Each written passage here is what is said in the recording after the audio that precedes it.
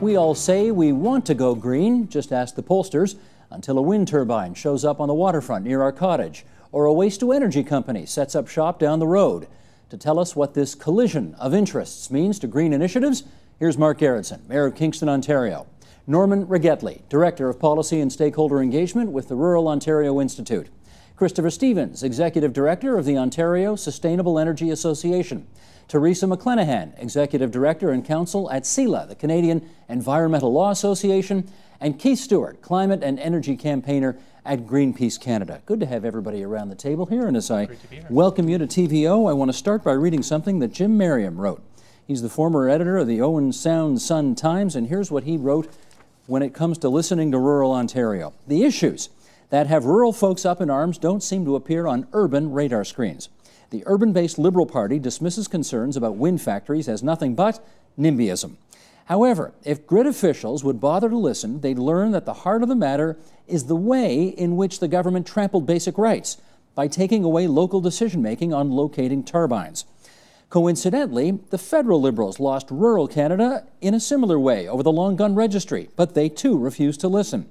The debate about whether to register or not to register wasn't so much at the center of the issue as the message that the government didn't trust rural people.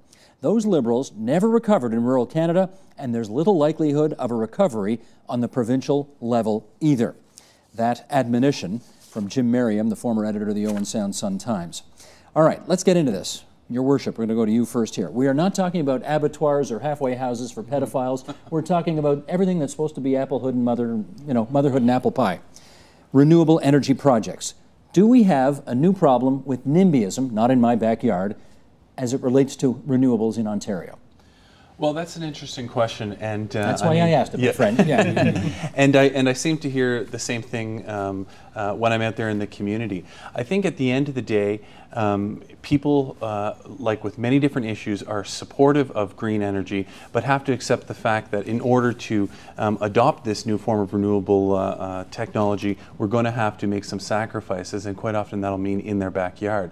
So in the urban center of at least Kingston, you're right, we don't tend to see the backlash, so to speak, although we do have a number of projects, rooftop solar projects throughout the urban part of the city. And we're going to get to Wolf Island too, which is in your neck of the woods too. That's right. In the rural part of our community, however, that's where we are experiencing some more problems with respect to concerns over projects that are being proposed. I mean, it's fair to. I mean, I think it's only fair to say that those projects are so much larger in scale that there would be, some more concern. I mean, I could go on and on about this. All right, let me get Norman on this. Norman, do we have a new NIMBYism in Ontario? It's in rural Ontario, and it relates to renewables. I think it's dismissive to use the word or the expression NIMBYism. I think there's legitimate concerns about the impacts of some of the. And then mentioned the scale issue. There is a scale issue and a concentration issue, so there are legitimate reasons for people to be concerned. And to characterize it as NIMBYism dismisses those concerns, and I don't think will lead to the kind of dialogue we need to solve these issues around green energy and where we go next. Keith. I'm actually going to agree with Norman that I don't really like the word NIMBY because I think it's sort of used derogatory. And certainly from the environmental movement, and I think it's just part of being a human being, we have a fierce attachment to particular places, and we don't like to see change in them. And the terrible dilemma we face today is that if we want to preserve the world as we know it right now, we have to transform our energy system, and that means moving to things like wind and solar. And we have to do it incredibly quickly. I mean, the International Energy Agency says we should basically stop building fossil fuel infrastructure now and just build renewables from here on out. So we have this dilemma. I mean, if you're going to stop catastrophic levels of global warming, we have to have a crash course in shifting to renewable energy and in learning to use less. And so how do you do that with the urgency required in a way which also is respectful of sort of the Local people's concerns, decision-making? local decision making? That's the rub, isn't it? And this is where, I think it's the challenge, I think, also for policymakers is if you accept that we have to deal with this big problem, then how can we do this quickly and well? Because that's really hard to do. And I think we've learned a lot from the last few years, and I know Chris has actually taught me a lot about this. of how to do this better, and we need to learn to do it better, but we really have to keep building this renewable energy infrastructure for our kids. Well, let me pick up on this notion that NIMBYism is a pejorative expression and doesn't perhaps accurately characterize what's going on out there. And Chris, you don't like to use the expression. You use the expression social friction. Why do you like that better? That's right. Well, back when I was working at the Ontario Power Authority in the communications group, we were starting to engage not just around renewables, but also around nuclear energy and other sources of power, and some of the pushback that we were seeing. And this term social friction arose, recognizing that NIMBY usually means, I don't believe what you're saying. It's irrelevant, it's not true. Social friction acknowledges that there are some conflicts, but those conflicts may be happening at different levels. It might be that there's legitimate concerns. A developer has done a bad job telling people what's going on, isn't communicating, is doing all of the legal requirements, but not actually talking to people and having a conversation and treating them like partners, because the project's going to be in their backyard. Or they might have vested interests. You know, they may be working in an industry that sees themselves being displaced. You know, if you're working in the coal industry right now in Ontario, you're worried. Where's my next job going to be? And we, I don't think, as a sector, have communicated where those new opportunities are going to be. And then the third group are those that are opportunistic, that are looking for a political group to tap into to help them advance their cause. And I think that that's what we see. We see these three groups: legitimate concerns who add legitimacy to the other two groups, and people latching on to try and push things in the right way. And if we address those core issues, then we probably won't have as much social friction here in Ontario. Teresa, we have heard, though, members of the Ontario government bring this down to as simple as people don't want windmills in their backyard, whether they're in Parkdale, on top of Lake Ontario in downtown Toronto, or whether they're up in the Bruce Peninsula. Is it more than just NIMBYism in rural Ontario? Well, we're always talking about really needing people to participate in decision making. All kinds of environmental decisions, we really need people to participate in those decisions. And the more thoroughly you allow people to participate and the more transparent you are about all of the factors that you're considering, the more accepting people will be of the decisions. Even some very controversial decisions. Takes more time. It absolutely takes more time. And the renewable energy approval, displaced some of the decision making that we're used to having in the past around land use planning and the municipal role. And Keith says we don't have time. Well, we need to make time while we move fast. And there's a way to do both things. We absolutely need the renewables, but we absolutely need the community involvement in the decision making as well. Can I suggest something here? I think that one of the reasons why this originally came out as the province was essentially going to hold all the power in making those decisions where they were, is because the province recognizes the fact that the local government is a level of government that is so connected to the people that, and I'll be the first to say it, we get hung up on issues from time to time and are not able to move forward. So when we hear that the issues that we don't have time and that we need to move forward quickly, I think that's why the province started off by saying we'll hold all the power, we'll make the decisions. They're the ones paying the big subsidies anyway. Well, they are, but there is a level for the municipal government to play. The problem is when the Act was introduced, they didn't properly spell out exactly how that should happen. It took them time of going back over it and readjusting things. And now I think that they're starting to get somewhere that is in a comfortable place of getting some information and feedback from the municipality, putting timelines on that, and helping to move the process along. So, I mean, as a local elected official, I totally agree that we need to have a role in that, but we can't let these issues get stuck on the municipal level, and then, we end up, it's at the detriment of the whole province. Let me put a map out here for a second, and then, Teresa, I'm going to get you to comment on this first. There's the province of Ontario. Look at the monitors in the studios, if you would, and you'll see, some color coding here, and let's go into this just so we can understand what everything is. These yellow pins, that's where all of the approved solar projects are. Approved, not the ones proposed and so on. This is what's approved. The blue are wind, and you can see, obviously, most of them are pretty close to waterfronts. And then the green pins are the bioenergy projects. Again, there's lots of stuff in the hopper, but this is stuff that has been approved as renewable energy projects in the province of Ontario. Teresa, you first, then Keith. Can you help us understand why those pins are where they are? Why we seem to see so much of one type in one place, so much of another type in another place? Yeah, there are a couple of things going on. One is, where is the resource? So something like wind, you have to go where there's a good amount of wind throughout the year and not just seasonally. Another thing that's going on is access to the grid, and that's really important. Our transition system was built to be very centralized, and we have to figure out how to decentralize it and allow these projects access. And the third thing is, where's their expertise and opportunity in the community or with people who have the passion to pursue these projects, because they do take a lot of passion to get renewable projects going. So those are some of the explanations. And then of course geographically, when someone sees something working, you know, the person in the next municipality may say, oh, I have an interest in that too. So you do see some aggregation that way as well. Keith, can you follow up on that? Yeah, I think we've seen wind can only go where it is really windy, and that tends to be near where there's water in this province. And all year long? Yeah. Preferably. And one of the good, interesting things about that diagram was, however, most of those generating sources were right near where we use the power. And that's actually a good thing. You actually want to generate the power close to where you use it rather than ship it long distances, because you lose a lot of energy along the way and you have to build new transmission lines and all of it. Because we've traditionally tried to build the power plant sort of far away and then just ship the power down. It's hard to do that right now. And we are going to have to upgrade the grid for a variety of reasons, and some of that's going to then enable more renewable projects in other places. But we've also seen actually, particularly in sort of the farm areas, like I know a guy who, he's sort of entrepreneurial, and he went around, he just go driving up and down farm roads in his neck of the woods saying, do you want to have a 10 kilowatt solar system? I'll help you do it. And I'm going to buy a whole bunch of solar panels, and I'm going to fill out all the forms. And you're going to I'm going to basically be what's called an aggregator. You put the tiles on your house, and I'll take care of the paperwork. And what that does is it just made the whole thing more efficient. And so you partially have, I think, sort of where people sort of saw that, oh, I could actually make a living doing this, and they've done that. And it's one of the ways that, if you drive through rural Ontario now, you see these 10 kilowatt arrays. They're sort of a certain size. They're not huge, but there's more than a couple of panels there, and they're everywhere.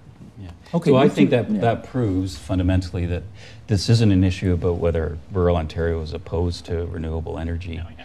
You know, in principle, I think, you know, rural Ontarians are probably have the same diversity of perspectives as urban Ontarians, and I would say probably the same about whether or not it's reasonable to subsidize, you know, production and whether those levels they want their tax dollars going to some of those private proponents or not. So Norman, when you see those pins on those maps, yes, they interpreted them with through one set of eyes, if you like. Yeah. You have a different set of eyes. How do you interpret them? Well, I would like to point out there are many projects on the so-called roof of Ontario in the sort of Shelburne, Melanchthon area, where Mount Forest, because the wind.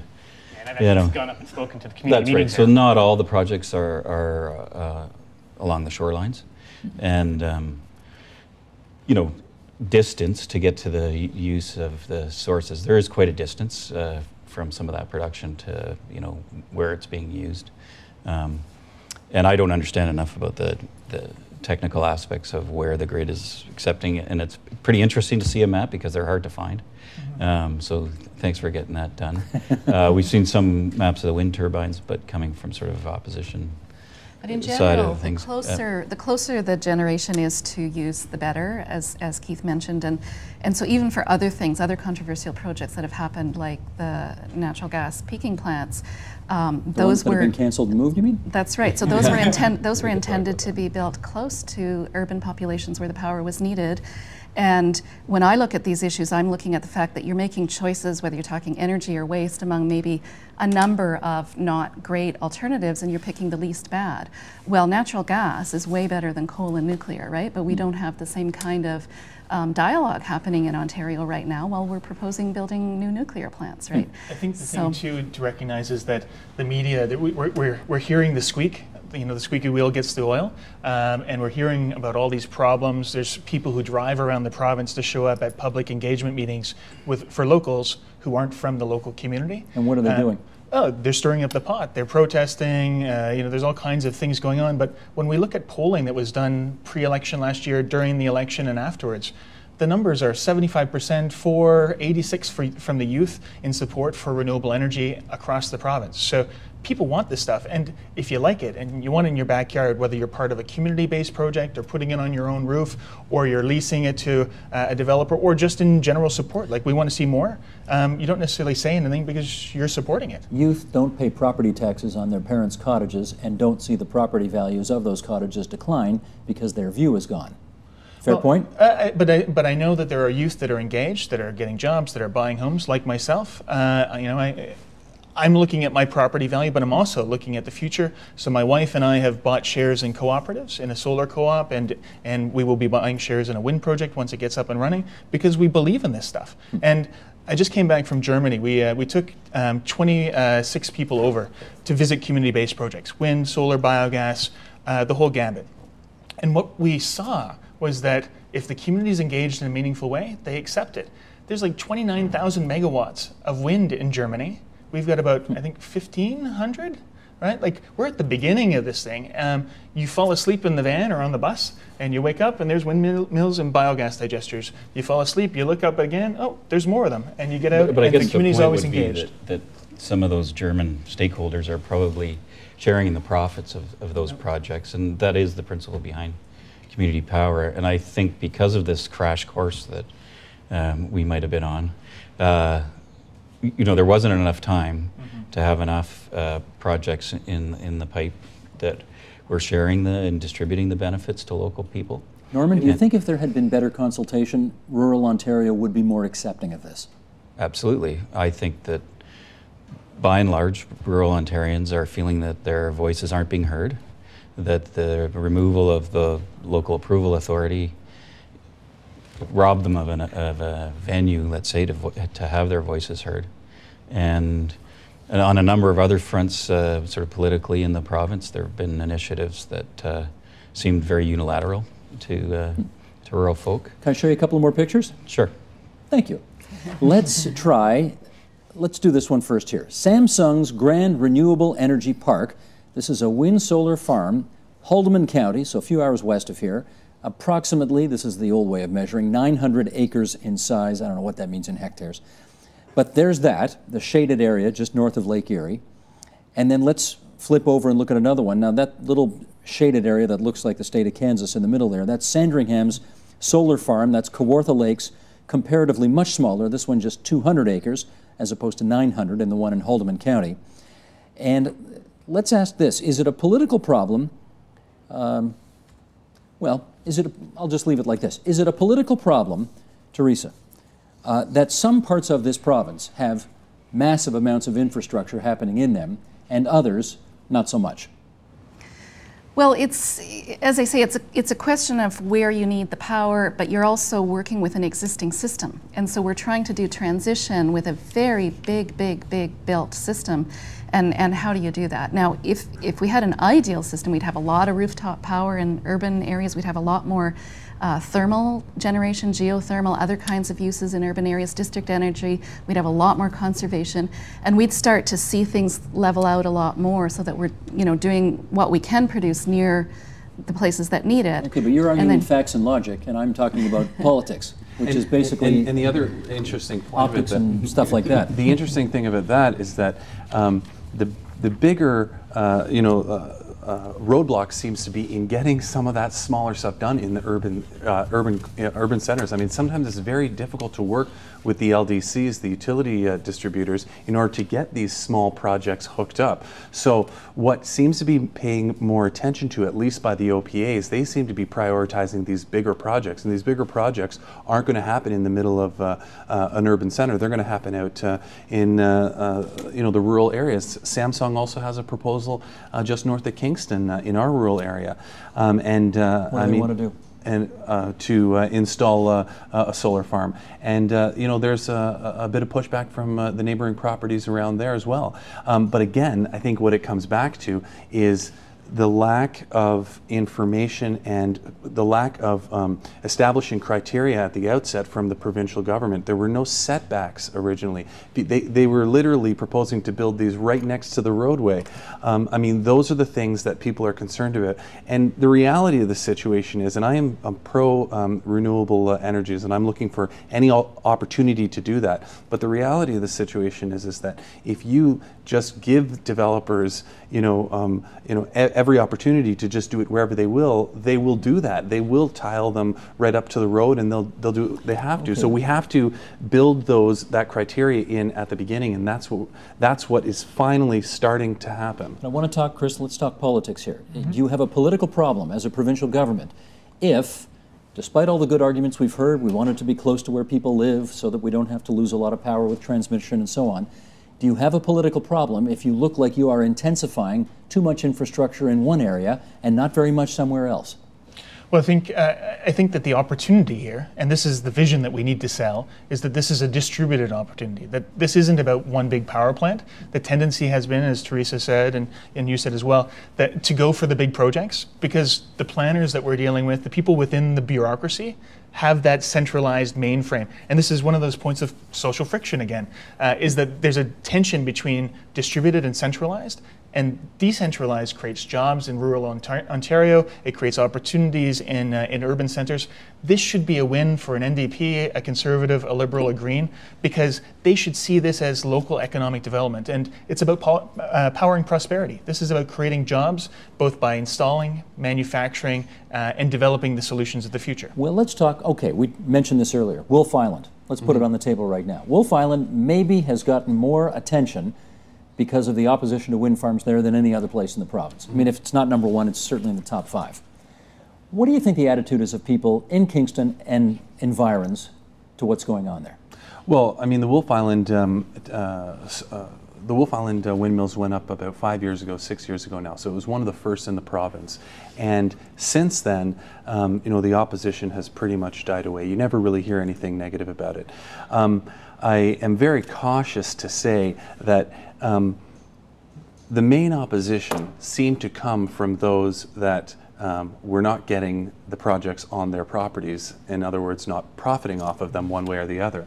And that, I think... There were people who didn't like the look of it. There were people who thought it was too noisy, was causing sickness to locals. Right, but the majority of those people were people who weren't getting them, who were not going to benefit off the opportunity of leasing part of their land. Now that wasn't everybody, but there was definitely a big segment of them. But what what I think is, at least what I'm trying to get across is that with Wolf Island in particular, now that time has passed, we're starting to see some of the benefits of it. We had 1,200 cyclists last summer come through Kingston, and a bunch of them came up to my office, and we kind of saw the wind turbines across, and they said, well, what are those? And I explained to them what was going on. They got on the Wolf Island ferry, pretty much clogged up the ferry for 2 hours because these cyclists wanted to head over there and ride around Wolf Island. It's creating a bit of a tourist Let me get Norman aspect on this. to it. Do you agree that most of the opposition has faded away, as the mayor suggests?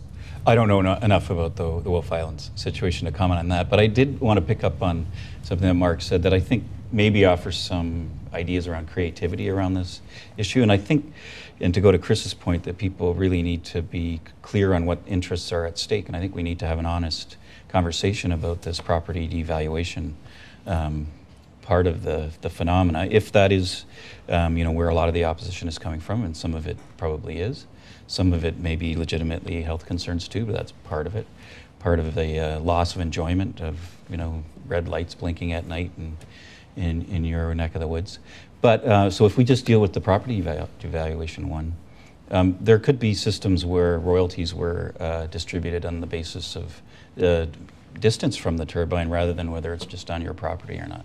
So those are the kinds of conversations that we should be having in this province between the people that are against it. I'm sure that if over time, and these FIT contracts are long, a little bit of royalties every year might make up for property value, and it might be easier to sell your property if you're, let's say it was a municipal tax rebate. And that's very interesting. There was a proposal, at least that I heard about a while ago, that was, well, rather than going around and just saying, do you want solar panels or wind turbine on your property, why not go around, ask everybody who wants one, before you to plan where they're going to go, Everybody who says, yes, I will take one, automatically gets a cut of the profits. So it no longer becomes an issue of, well, I'm getting 3, so I'm making $12,000 a year, you're getting none. Those who are willing to take it will profit in it. Then you will separate that one. Sounds like grounds for conversation here. Well, this is it's called a collaborative land lease or a land pooling model, and it's done in parts of Europe, and it's already begun being done here in Ontario. The problem is that most developers don't do it because they're not required to. And I think this again is, we need to set the bar. Don't say this is recommended or we would like you to do the right thing. Say, here's the rules. And this is what a community expects at the end of the day. And at the end of the day, my pigs don't stink, right? So if I have a stake in this project, then they smell great. I love the look of the window. Exactly. There's the smell of money in a lot of pulp and paper towns. So there's an opportunity for strategic leadership, I would say, at the provincial level to open some conversations and some dialogue. But the first step needs to be legitimately agreeing that there are interests at stake here, and not to dismiss them as Teresa, reactionary. Can you help us with the relatively steady stream of complaints we hear that these things are a health hazard? That if you live too close to them, you're getting headaches, you're not sleeping well. Never mind land values and property values and whether they're unsightly and all of that. Some people seem to get sick near them. Is that true? Well, so far all of the health evaluations are saying that it's very uncertain whether it's true, and there might be some small part of the population in a very close proximity who have issues, but there's a lot more rhetoric that it might be true and a lot more magnifying that message. But we have to get our values straight. The coal plants are making people sick, and people are dying, early deaths every year because of those coal plants. The nuclear plants provide a serious hazard in terms of toxic waste and ongoing tritium emissions. And so we look at wind instead, and we have to say, for sure they need to be sited well, for sure communities need to have a voice, absolutely. We have to take account of all of those proper considerations for siting anything. But we have to get our values straight. We don't want to be putting views from cottage properties ahead of people dying from coal. Well, and Norm made the point earlier about really understanding what is being talked about. The communication that is going on isn't really a great communication, because those that have issues have been told the only legitimate concerns are those that are going to cause either health or serious environmental risks. And therefore, anything else is not on the table, which means that if it's something else, like aesthetics, like I don't like to see the blinking red lights, then I can't bring that to the table and say, well, I want you to do something else. And the reality is that you can do other things than put red blinking lights on the top of turbines, but you can't have that discussion right now because people don't feel that it's legitimate or it's allowed to be put on the table. And I think we need to get back to what is the real issue. If you don't like the aesthetics, well, then let's talk about that and figure out how to move that agenda ahead instead of trying to put it on something else. I think it's important to point out that not everybody does not like the aesthetics and does not like the look of them. Personally, I think that wind turbines are extremely majestic to look at. I have no problem with looking out my office window and seeing them on Wolf Island every day, nor would I have one just off my cottage property. And the other issue I just wanted to touch on with respect to the value of land. We had a case in Kingston where an individual was looking to purchase land in a rural part of our community and chose that they wanted a piece of land next to a solar farm because they knew they wouldn't have any neighbors there. So they actually saw that as a value of having the privacy because they preferred the black panels than other people. They knew they wouldn't have any neighbors there because they knew no one would want to live near such unsightly stuff. Is that the idea? No, they knew that they wouldn't have any neighbors there because the solar farms were there. I see. Anything on, can you help us on health effects? I mean, there's a lot of conflicting stuff I've heard about this. Can you straighten it out? The peer-reviewed health literature says that the only effect that they've identified, and we've been looking in, particularly in Europe, they've been around for a long time, is essentially annoyance. If you find something annoying and it aggravates you, it causes stress, and that can affect your health. So I mean, in the sense of if something annoys you, like I live half a block from a train, it doesn't bother me at all, but I've had guests over who haven't been able to sleep because, the sound of the train woke them up and and it annoyed them, and that actually can have an effect on your health. And so, but in terms of the other effects that there have been concerns about expressed, and you can find a lot on the internet about this, those haven't been validated by the peer-reviewed health literature. Okay. But actually, can I just come back to about 5 years ago, I was actually in Melanchthon, which was one of the very first wind farms. Right. And I'd been invited up there. Let's just remind everybody, it's near Collingwood, about 2.5 hours north of here. Yeah. Okay.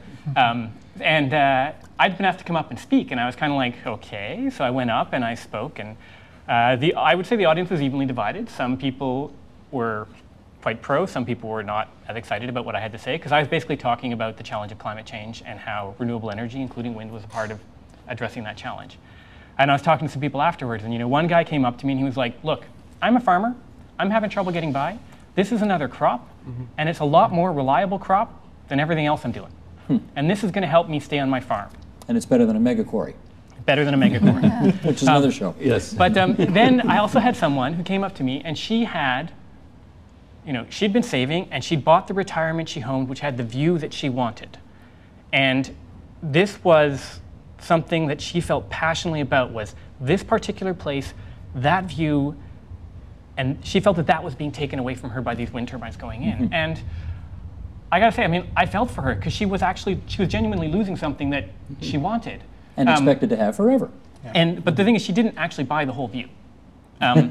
But it's a legitimate concern, and I sort of said, yeah, I agree. You have lost something here, and I think perhaps there should be some mechanism for accommodating that. Okay. But it's Teresa, something that has to happen. Let me go to Teresa on this. Let me harken back to those 3 maps we showed earlier. We saw a lot of blue pins showing where all the wind was going in. We saw a lot of yellow pins where all the solar was.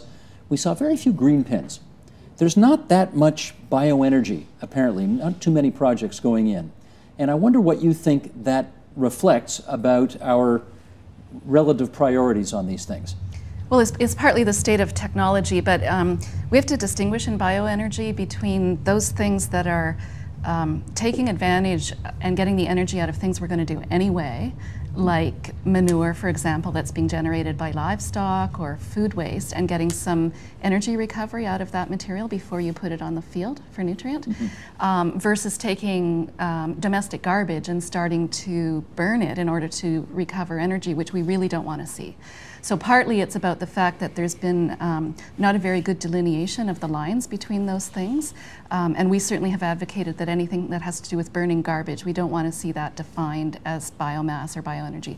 The other thing is some of the opportunities for biomass are waiting for things like conversion of the coal plants, and we have to look at, all right, if we're going to be taking corn stalk or some of the slash from the forest, are we doing that in a way that we're not depleting the soils in those places? So there are a lot of issues in those projects that still need to be solved.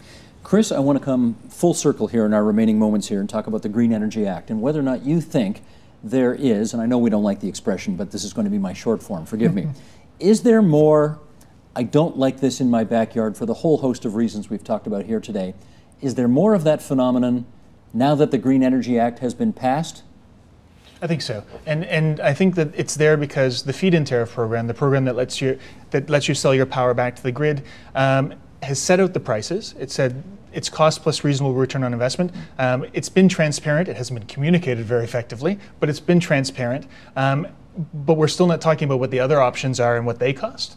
We're not talking about the fact that with renewables under the feed-in tariff program, cost overruns go to the developer, not to the ratepayer. And we're not talking about the fact that all of us can participate versus some of our other choices. So all that information, though, the opportunity is out there. Everybody's talking about it. Things are happening. It's in the media. And that naturally has stirred up the pot. And those with legitimate concerns, those with vested interests, and those with political opportunities on their mind are seizing it. And therefore it's in the media, even though we have a very high level of public support for renewables here in Ontario. Let me follow up on that. Keith, maybe is one of the things that we're learning about all this, that maybe we're not, despite what Chris says, as green as we think we are. Well, I think anytime you have change, it's difficult, and particularly around energy systems. Most of what we have in this province first was built a long time ago, and we're starting to have to build new stuff. And part of we were talking earlier, it's like around 2003, there was a real panic about getting stuff built fast because the lights were going out. We've eased off from that now. We've stepped away from that little precipice. Nothing like an international recession to reduce demand for power. But I also think that as these projects actually get built and start getting in operation and people have that experience, and we actually see that in most parts of the world, you actually haven't had a big impact on property values, et cetera, a lot of the concerns that people have about what might happen can be eased by seeing what actually does happen. And this is where I think which you were talking about with Wolf Island, I think we're going to see a lot of that. Doesn't mean everyone's going to always love it, but I think a lot of the, oh my God, what if this happens? This could happen, that could happen. People will be a little more comfortable once they get to know it, and it's not this brand new thing. I want to take advantage of his being here for a second. Because for those who don't know, your father's in the McGuinty government. He's the Attorney General of Ontario. And I want to be a fly on the wall of those conversations when you and your dad are talking. And you go up to your dad and say, do you guys have to be so bloody ham-fisted about the way you communicate this policy? Because you're making my life crazy. Do you have those conversations with your dad? Absolutely. And I usually get my way, and if I don't, I bring Mom in. I see. No, I mean, I think always you've done a good job communicating this issue? Absolutely, but I mean, we try to do it in the more formal settings, as a council speaking to our MPP. I tell people, because that comes up a lot, I say, hey, I wasn't elected by the Liberal government to push their party politics one way or the other. But we have serious concerns, and these are what they are. And to his credit, he has taken some of those concerns. My father has worked with a couple of the city councillors, in particular one that lives in and it represents a rural part of Kingston, to bring some suggestions forward to make changes, in particular about how to engage the municipalities in the process. And as a result, that's what we've been able to do. And we, in the city, have now also set out a process for how we review projects when they come in, so that we can give that recommendation to the province as to whether or not we're interested in seeing it move forward. Whose side does Mom take when these things happen? She's just as political as the two of us, and sometimes there's a third side that evolves. Just something to insert quickly too. We need to remember that the Green Energy Act was created, it was the Green Energy and Green Economy Act, and that it attracted $27 billion already to Ontario, and it was put in place largely because the automotive sector was collapsing. So it wasn't just about putting power out, but it was also really about bringing investment here into Ontario, and I think we forget that sometimes. I just wanted to add that in. Okay, fine. Teresa, help us with this though. About a minute to go here. There's a new acronym out there.